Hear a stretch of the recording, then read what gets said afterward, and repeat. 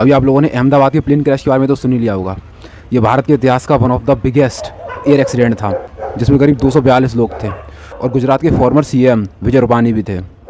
अभी तक confirm numbers निकल के नहीं आए हैं कि कितने लोगों ने अपनी जान गंवाई है, पर ये one of the deadliest air accident था भारत के इतिहास का। और हम देखते हैं कि इतना बड़ा एक्सीडेंट हुआ कैसे। देखिए, सबसे पहले तो ये जो आप धमाका इतना बड़ा देख रहे हैं, इसके पीछे का रीज़न है क्योंकि ये जो फ्लाइट है ये एक लॉन्ग रूट की फ़्लाइट है जो कि अहमदाबाद से लंदन जाने वाली थी। इट मीन्स इसकी फ्यूल कैरिंग कैपेसिटी बहुत ज़्यादा थी, बहुत ज़्यादा फ्यूल कैरी करके चल रही थी और अहमदाबाद से टेक ऑफ के बाद ही क्रैश हुआ है। तो यानी कि जो भी इतना ज़्यादा फ्यूल है, ये वन ऑफ द रीज़न है इतने बड़े धमाके का। और दूसरी चीज़, आजकल बोइंग के प्लेनों में मेल फंक्शनिंग के बहुत सारे इश्यूज़ निकल के आ रहे हैं। अगर आप पुरानी हिस्ट्री भी निकाल के देखें बोइंग की, तो अभी दिसंबर 2024 में एक South Korean flight Jeju island जा रही थी, उसमें भी बोइंग का ही प्लेन क्रैश हुआ था। 94 लोगों की मौत हुई थी उसमें। तो ये बोइंग के फ़्लाइट क्रैश ये कोई नया इंसिडेंट नहीं है। दुनिया भर में हर दूसरे महीने में ये कोई ना कोई इंसिडेंट आ जाता है।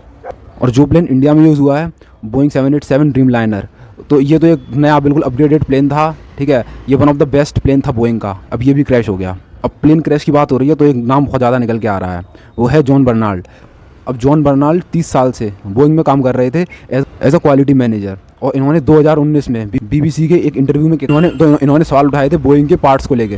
जो भी ये लोग पार्ट्स यूज़ कर रहे हैं, ये बहुत यार लो क्वालिटीज़ के होते हैं। और इनके वर्कर्स भी कई बार सवाल उठाते हैं कि ये जो पार्ट्स यूज़ कर रहे हैं बहुत ही लो क्वालिटी के हैं, इन द फ्यूचर इनमें प्रॉब्लम आएगी। वो सारी चीज़ों को इग्नोर करके अपनी डेडलाइन मीट करने में फोकस करते हैं। और 2019 में जॉन बर्नाल्ड की इस स्टेटमेंट से बोइंग को बहुत ज़्यादा लॉस हुआ था। स्टॉक्स के प्राइसेस बहुत ज़्यादा लो चले गए थे, और जिसके कुछ महीने बाद इनके सोसाइटी की खबर आती है।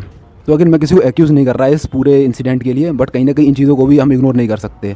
बोइंग के क्वालिटी चेक को कंसीडर में लाना पड़ेगा।